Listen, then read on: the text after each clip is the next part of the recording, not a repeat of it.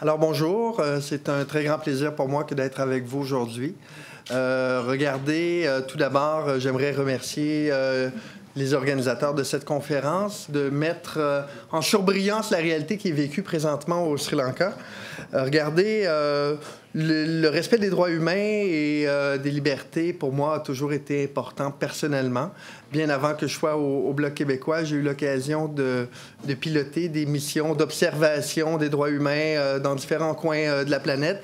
Et puis, en tant que porte-parole maintenant du Bloc québécois en matière d'affaires étrangères, c'est un honneur pour moi que de reprendre le flambeau de mes prédécesseurs, les gens qui ont travaillé avant moi, les gens qui ont contribué à faire en sorte que les droits humains, à la fois au Canada, au Québec et ailleurs dans le monde, puissent être respectés.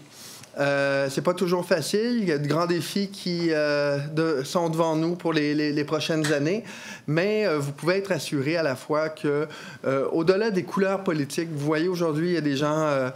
j'ai pas vu de conservateurs encore, mais peut-être qu'il y en a eu, mais il y a des gens du Parti libéral.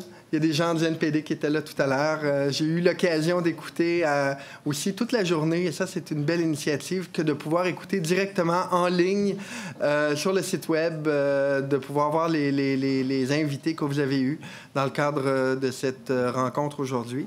On doit faire des pressions. On ne doit pas rien prendre pour acquis. On doit faire en sorte que les droits humains et libertés soient à la fois une responsabilité collective en tant que pays, mais aussi en tant qu'individu. On ne doit pas attendre que nos dirigeants, que nos représentants politiques soient toujours sur la ligne de front. On doit avoir la part des citoyens tels que vous êtes aujourd'hui réunis pour dire que non, il y a des choses qui demeurent inacceptables. Vous le savez, tout à l'heure, M. Ray en parlait aussi. Au Québec, il y a une réalité qui est tout à fait différente en termes des fois d'identité, de culture, de langue.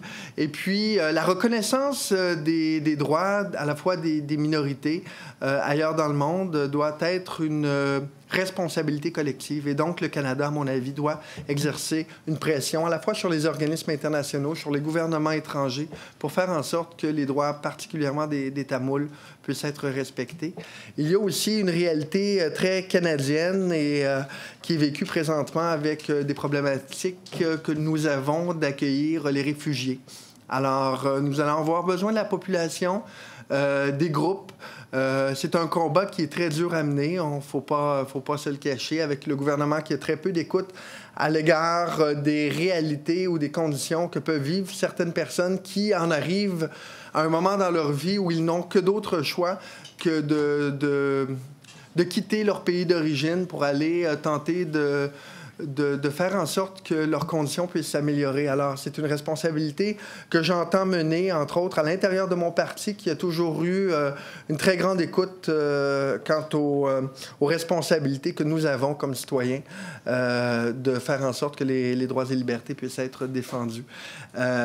Vous pouvez, comme je le mentionnais à l'organisateur de la conférence, malgré le peu de temps que j'avais aujourd'hui, c'est important pour moi. Vous savez, on est rendu uniquement 4 au Bloc québécois.